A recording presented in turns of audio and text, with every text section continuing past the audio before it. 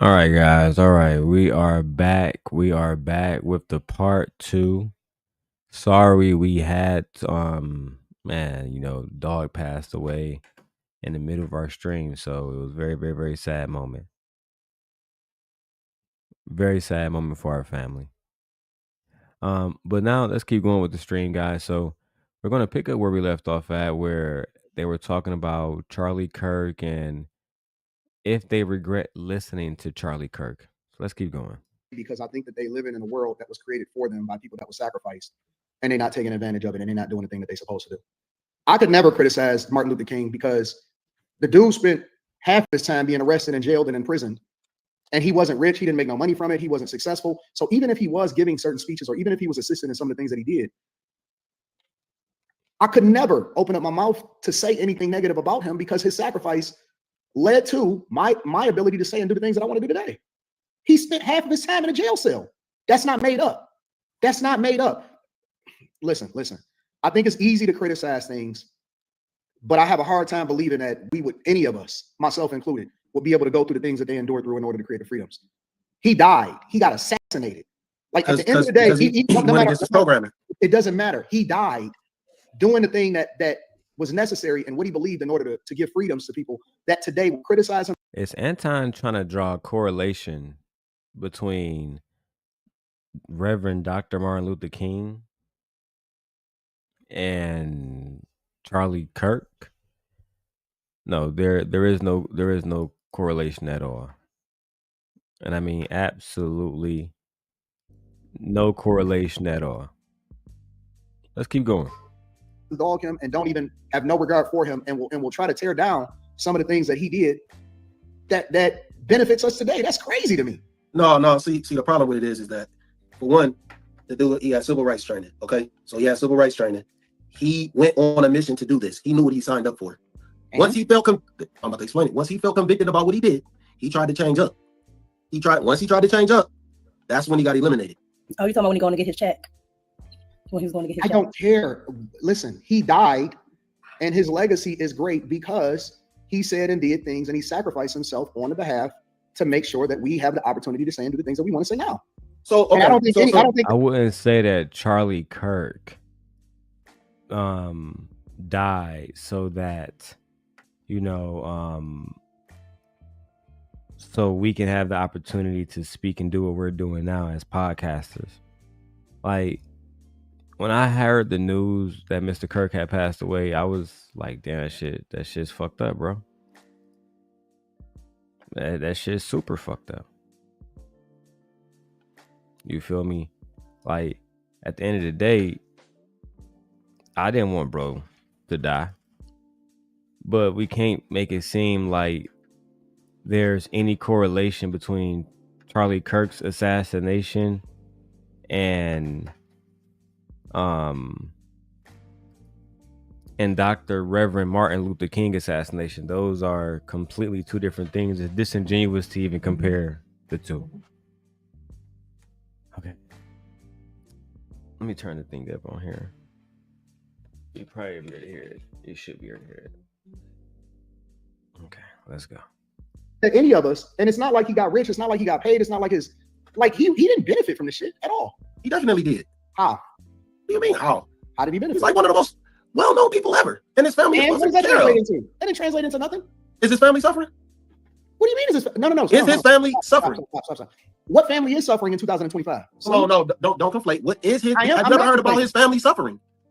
Slimmy, what are you talking about? We didn't have social media. Oh my God. Ain't no. Oh my God. How did he benefit? You saying because have you ever heard about the king suffering?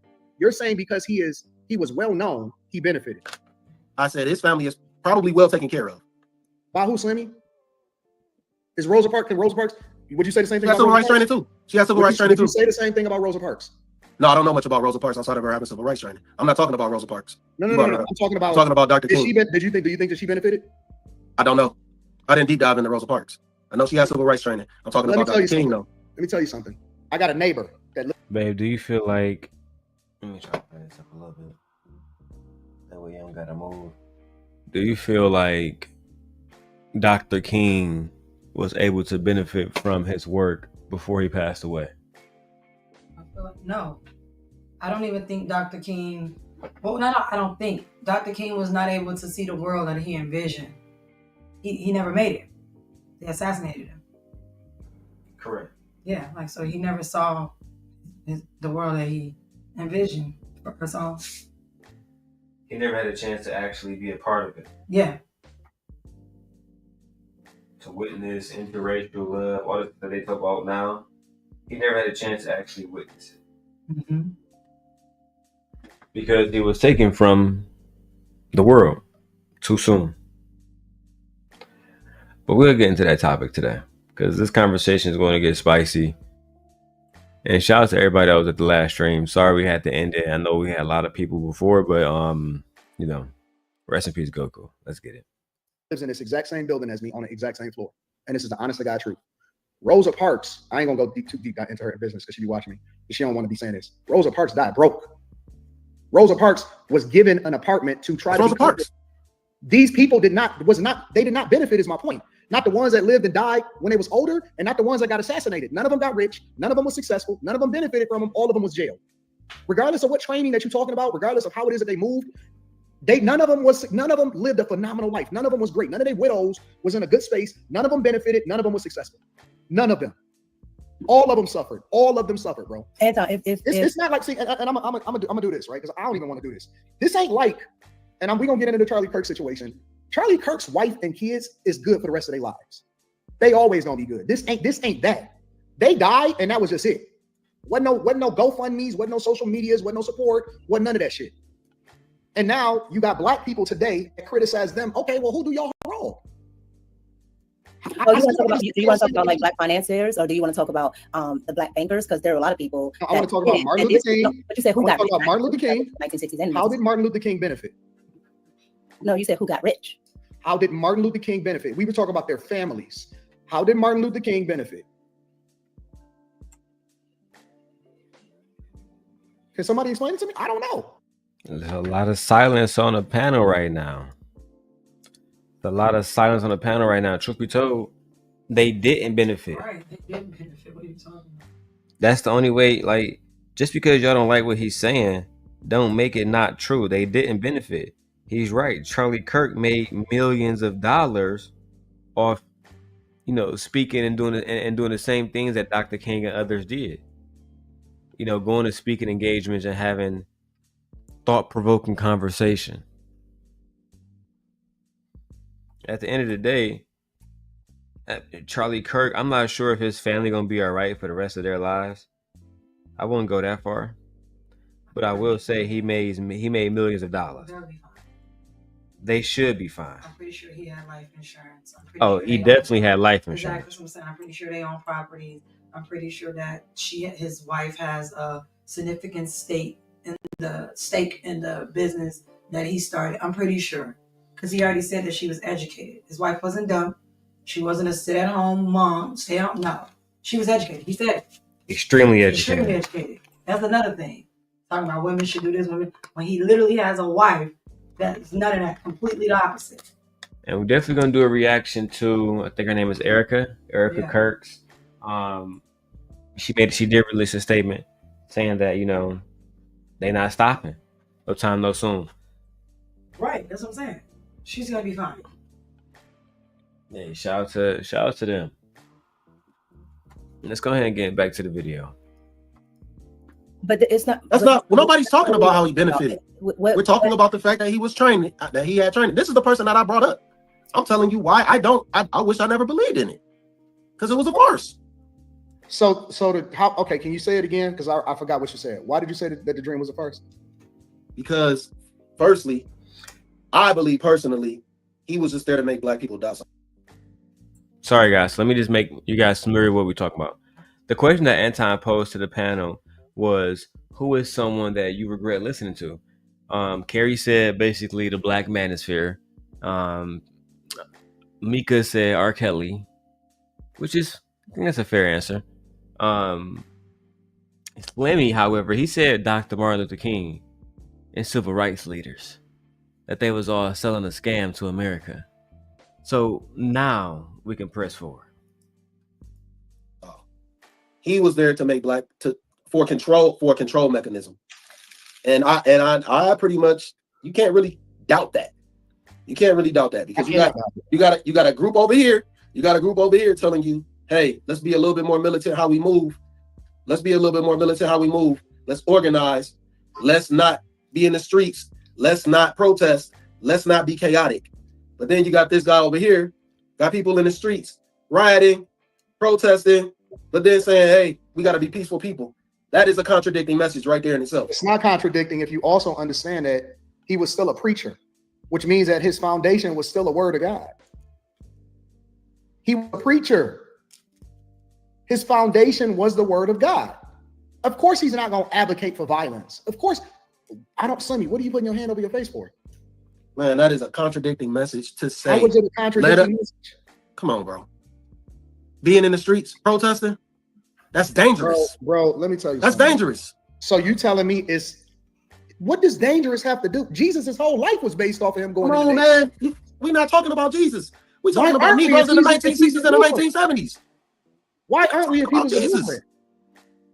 We're not talking about that. You know what? It's a totally different day and age. This is how I know to focus on getting my money, self-preservation, and doing the thing that's best for Anton.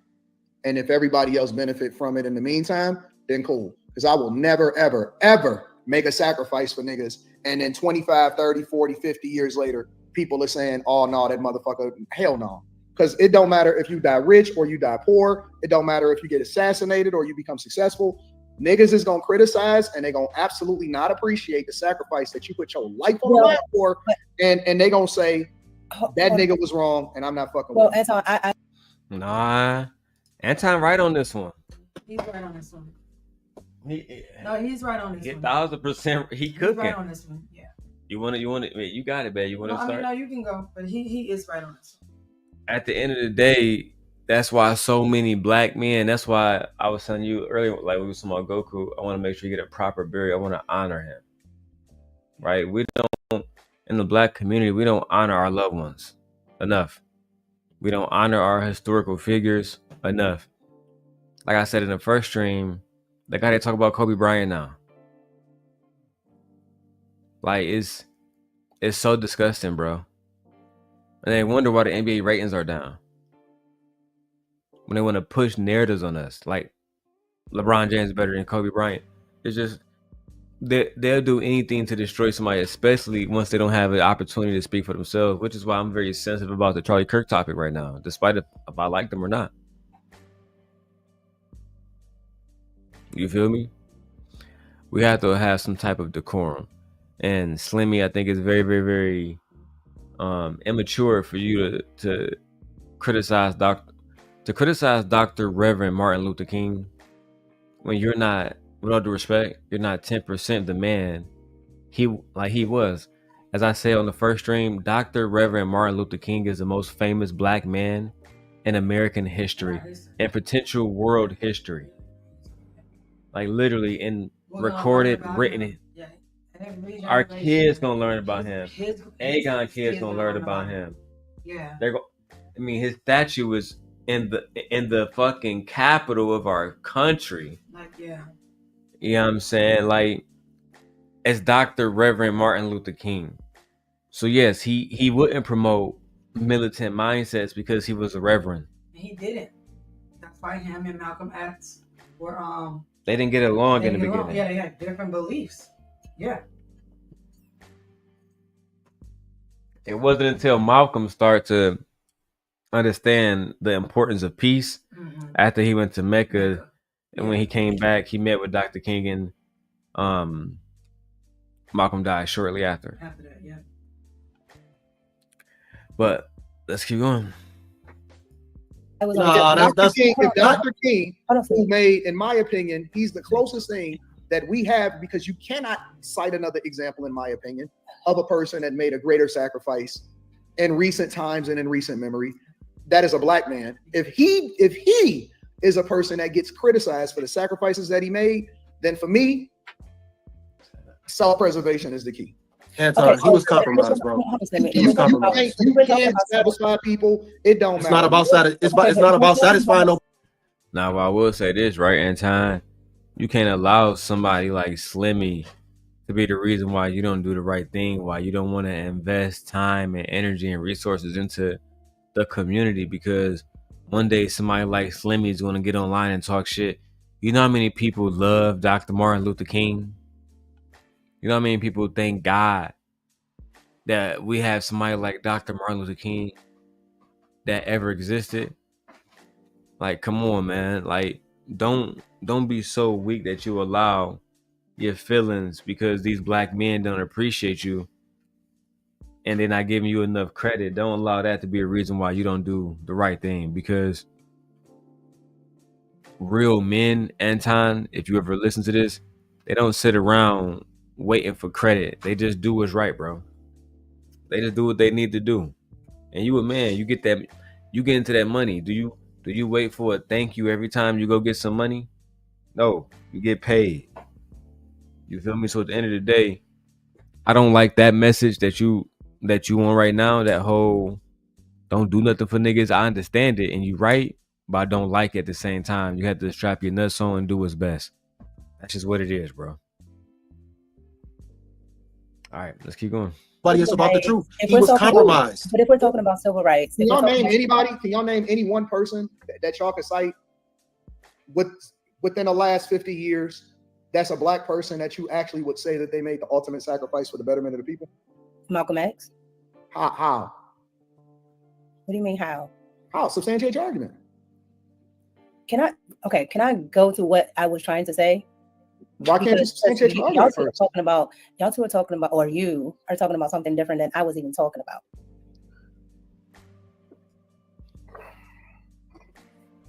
So I was talking about the policies from what Martin Luther King was doing.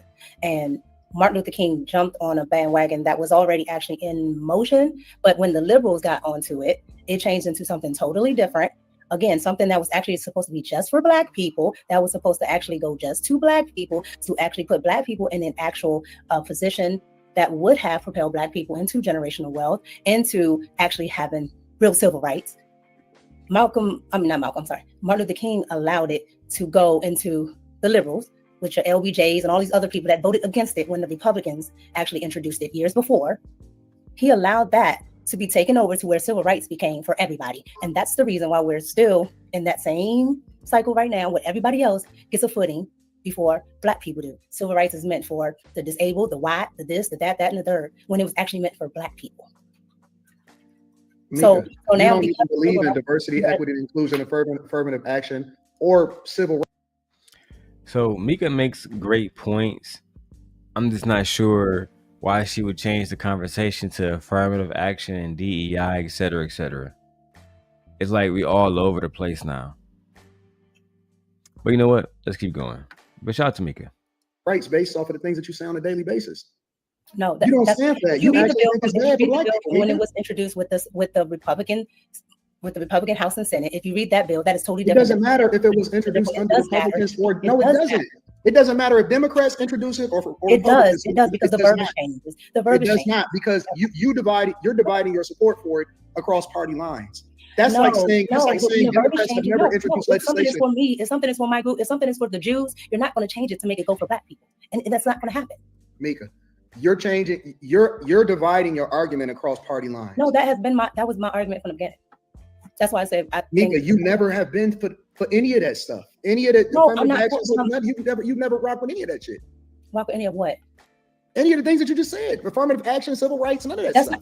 That's what okay. You're talking about the liberal bill. That's why I said the bill that was introduced before it got to the liberals, which was the bill in the Republican Senate and the Republican Congress. Once it got to the liberal Congress, that's when it came affirmative action, DEI, all that other stuff you want to talk about. That is liberals. I was talking about the bill that was just for black people. So did you support affirmative action?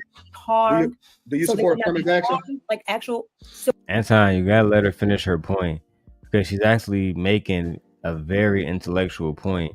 And this is something that it's hard for women like Micca and other women that's on YouTube to actually get exposed as somebody who's intelligent, because most of the time men are setting them up for the okie doke. Like right now, Anton is setting her up for the affirmative action stuff to make it seem like she's a victim or she's on some begging poor black shit. And we just got to stop that shit, bro, altogether. It's very, very, very, very, very disingenuous. And guys, I am making a second thumbnail. The first one came out pretty well.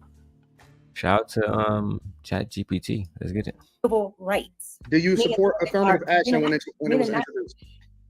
I'm not talking about diversity, equity, and inclusion because I don't even like none of that stuff. Do you support affirmative action when it was introduced? As it was introduced. How was it introduced? Explain to me how was it introduced? So now he asking her, do you support affirmative action as it was introduced? And to me, that's a setup question, because now you're going to explain to her how something was introduced. Just have a conversation. Do you support affirmative actions or not? Just that simple. If you support affirmative action, maybe we don't have the same political ideologies, right? But if you don't, then maybe you are somebody who understands that people have a black victim mentality. I'm not sure where the fuck Anton's going with this, guys. Let's keep watching. Allow for black people to get equal opportunity when it came to admissions in college, positions when it came to corporate America, success, education, so on and so forth. Okay, so I believe in equality of opportunity, not equality of outcome. So I believe you should have equal chances, meaning you should have the chance to do the same thing as somebody else. I don't believe you should be put somewhere just because there's something. So that's DEI. But I believe you should not be stopped. Meaning I don't need you to hold me up. I just need you to open the door so somebody can walk through it. So do you support affirmative action as it was introduced? So as it was probably back then, it probably made sense. It doesn't make sense now. I'm not talking about now. I said as it was introduced. As you just explained it to me. Babe, do you support, because I hate the runaround that they're doing.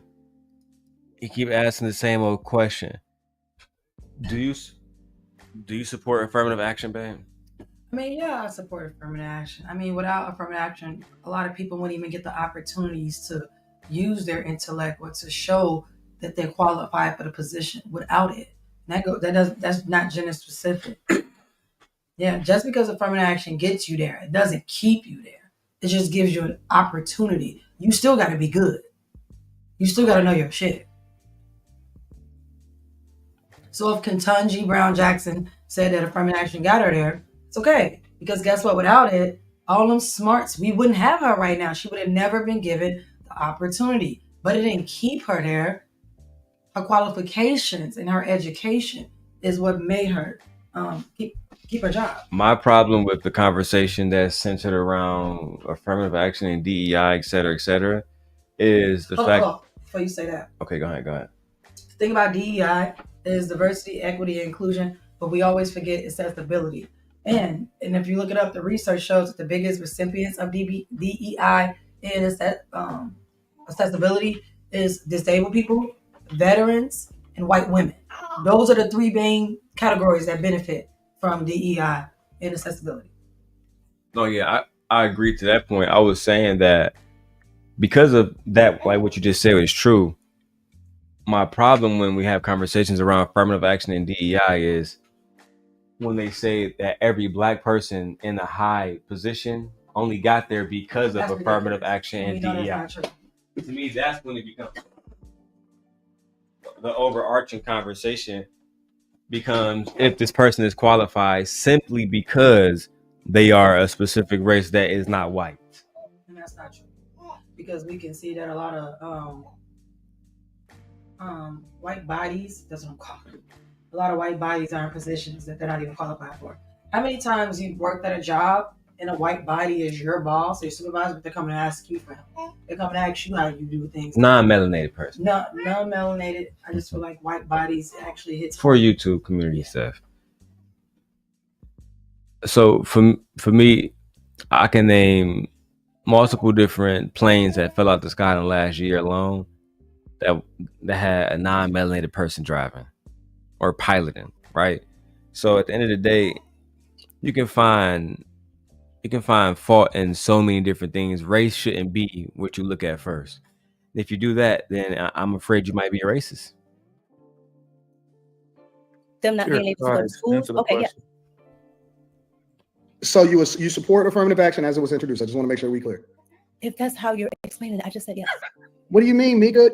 Oh, You can't I said, say explain to you me can't how say- it was introduced. you can't so I can say speak to that.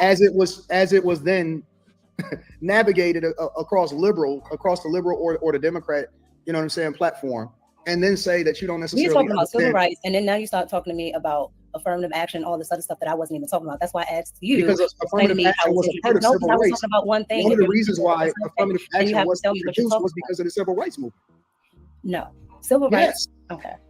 Yes, that's exactly why it was introduced. It was to give Black people specifically an opportunity for them to be able to do some of the same things. All right, so let's fact check that. Where is I should better use? Where's my Samsung? You see this one right now? Oh, I'll use this one. Yeah. But matter of fact, no. Oh, I got Gemini on there. Nope, I gotta use Samsung. So look, we're gonna fact check you, Anton. We're gonna fact check you right now, Anton. Because I don't want the facts on my channel to be represented the wrong way. And of course we have to use Gemini. So let's see. Okay.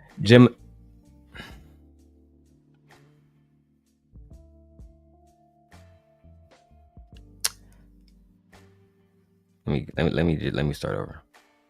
Gemini was affirmative action introduced to give Black people an opportunity to get jobs. That's what Anton Daniels said. Is Anton Daniels wrong or is he right?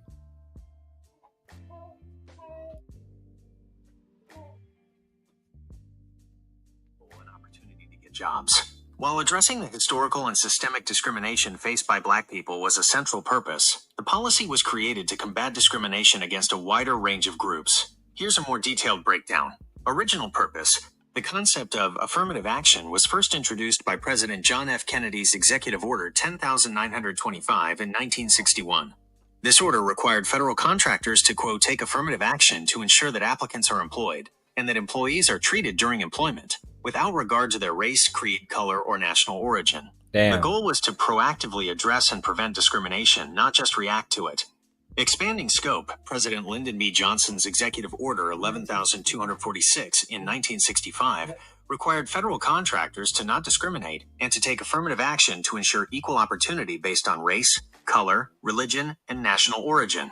It was later amended to include women. Who benefits? Over time, the scope of affirmative action has expanded to include other underrepresented groups, such as people with disabilities and veterans. Studies have shown that white women have been significant beneficiaries of affirmative action policies. Damn. The goal is equal opportunity. The purpose of affirmative action has been to address the effects of past and present discrimination and to create a more level playing field. It's about ensuring that qualified individuals from historically disadvantaged groups have a fair chance at jobs and educational opportunities. The use of quotas has been ruled unconstitutional by the Supreme Court, so the policies have focused on things like outreach, recruitment efforts, and considering diversity as one factor among many in hiring and admissions decisions. Given this historical context, Anton Daniels' statement that affirmative action was introduced only to give Black people jobs is a simplification. While the civil rights movement and the fight for racial equality were a primary catalyst, the policies were created to address discrimination more broadly, and they have benefited a wide range of people, including women of all races. So as you just heard, Anton, your statement was wrong. Just that simple. Your statement was wrong. It couldn't be more wrong. That's just what it is, bro. All right. As you also heard right there, it benefited white women more than anybody else. So when Black women are saying it benefited white women more than anybody else, y'all gotta believe them. That second bill, those are two different bills, Anton. You can go and read it. Those are two different bills. They're not the same bill. The bill that passed and the bill that was introduced by the Republicans are not the same bill. It doesn't, Micca. What bill do you know is ever passed based off of its first introduction, even the bills that are The Asian hate bill?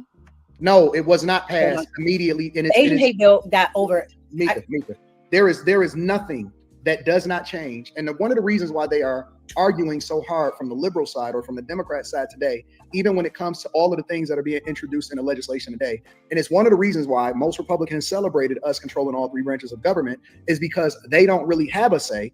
And it's one of the things that both Trump and Obama was able to navigate through, because when Obama first got into office, they controlled the government. And so that's how he was able to get Obamacare passed. And it's similar to what's happening with Trump when it comes to the big, beautiful bill and all of his executive actions. But in any other instance and circumstance, in most situations, you have to have bipartisan agreement. And that's why they say that you got to work across both aisles. You have to have bipartisan agreement, because no bill that is introduced in its beginning form is ever signed into legislation based off of what it was introduced as. It always changes. Wrong. It always changes. Wrong. You do not have to have bipartisan. If the House is controlled by majority of whatever party, no, you don't. That's why they was able to gerrymander and change the maps down in Texas. No, you don't.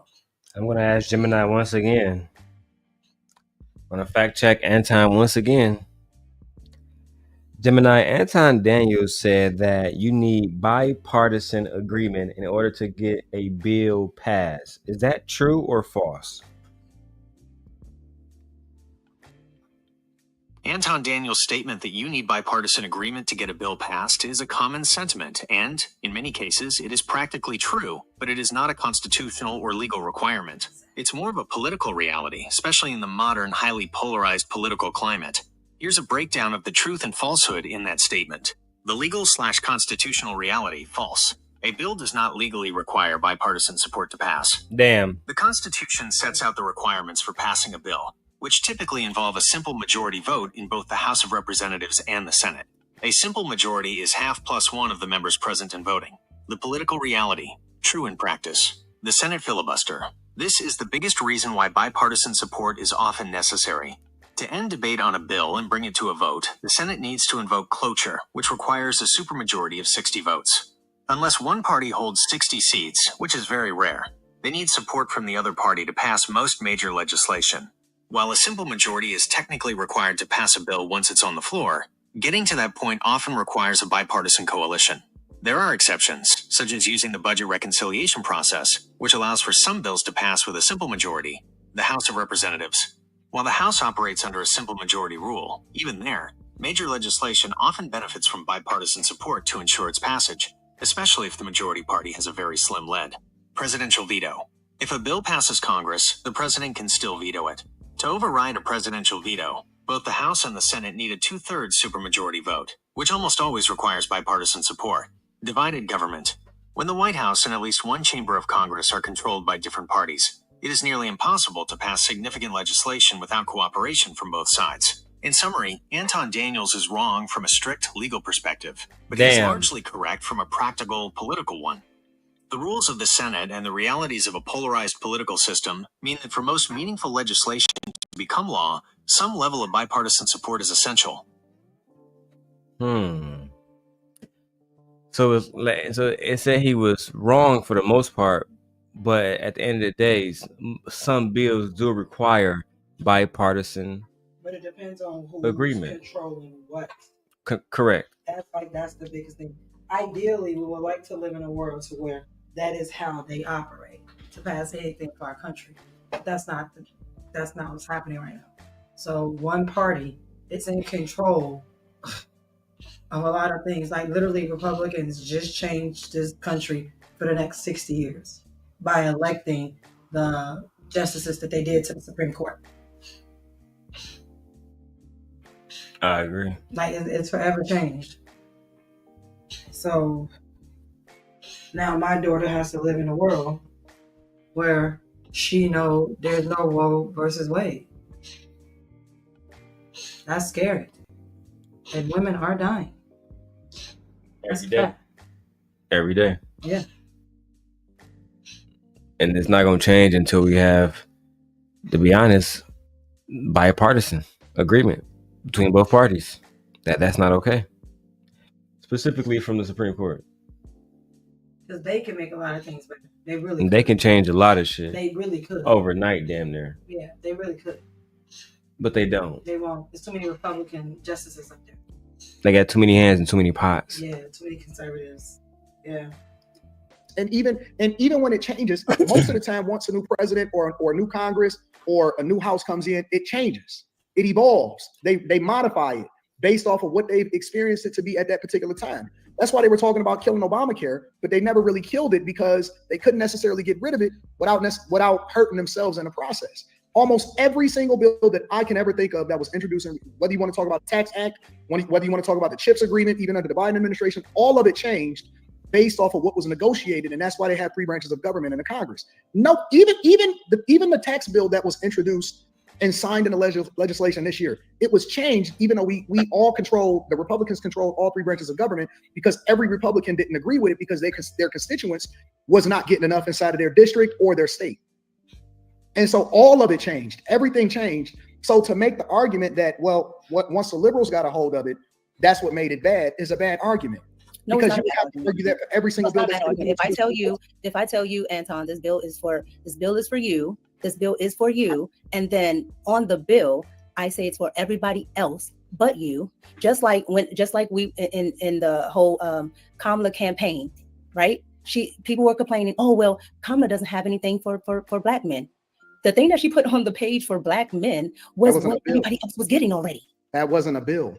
No, I'm making an example. It's called an example. When I'm making an example, that wasn't a policy introduction. They did the exact same thing. But it's a bad example because that's not a policy. That wasn't a policy. That was just a token. I'm making an example, Anton. We know it's not a policy. It's a bad example because it has nothing to do with what we're talking about. That is an example. That is an example of showing you that they will say, I'm going to do something for you, and there's nothing there for you. But when they wanted to do an Asian hate bill, go and look at the Asian hate bill, okay? Because it's in effect here in DC. Because I'm telling you right now, everything that the Asians advocated for is in that bill. Everything that black people advocated for is not in the civil rights bill. Affirmative. That's a fact. Micca's actually cooking right now. Micca is actually cooking right now. Like she said, the Asians was able to get the Asian hate bill passed damn near immediately, and everything that they advocated for was in the bill. Everything that black people advocated for, like reparations, was not a part of the civil rights bill. That's an excellent point, one that actually need to be flushed out. Action and civil rights was for black people. Okay.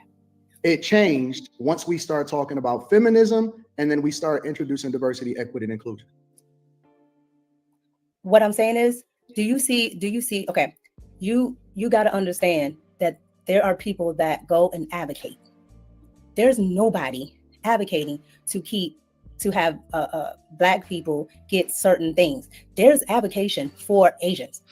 There's never no, well, we need more Asian representation. We don't need Asian representation because Asians have what's called economic footing. The economic footing, especially here in Washington, D.C., gets things done up on Capitol Hill. You don't need the representation. It don't have nothing to do with economic footing. It does. So when they put their money forth, they get what they want on the bills. That is not exactly how it works. What happens is the reason why they are able to get certain things passed is because they play both sides. It has nothing to do with the economic footing. What happens is Democrats understand that black people are only going to vote one way. So they don't introduce anything that allows for them to be able to benefit from. I'm not talking about today. I'm not talking about during the civil rights movement. They know that we're going to vote 92%, 78% one way. So they don't have any incentive to advocate for you or to lobby for you or to introduce anything to you because they know that you're only going to vote one way. It has nothing to do with economic footing at all.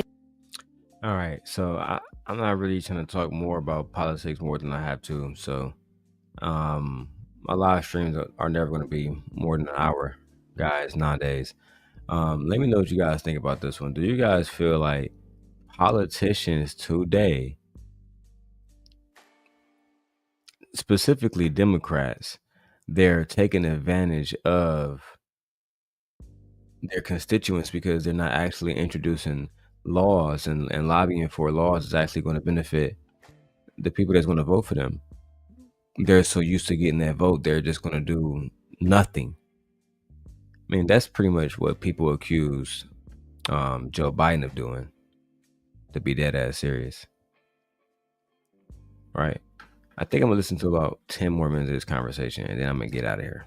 It does because you have things like lobbying groups that sit here and advocate and put forth certain funding for things to move. That's the reason why a lot of people want things out of. I'm sorry. No. Give me an example of a lobbying group. Oh, APAC. Come on, Micca. You can't just name a lobbying No, group. no, you said name A. the lobbying That's group one of the that biggest. haven't- That's no, one no, of no, the no, no. biggest. They're here in DC all the time. Come on, Micca. You're just saying a big lobbying group in general. You're not saying the lobbying group that is funded by the Asian community that speaks to Asian issues. For the Asian community, it's called the Asian American Pacific Islanders something group, and they got with Kamala. Kamala actually did a whole campaign funding for it out there in Yeah, man, I'm out of here, bro. I don't want to hear this. This shit's starting to bore me. Make sure you guys type into the videos, subscribe to the channel. I'm about to get some more editing done. I'll let y'all later.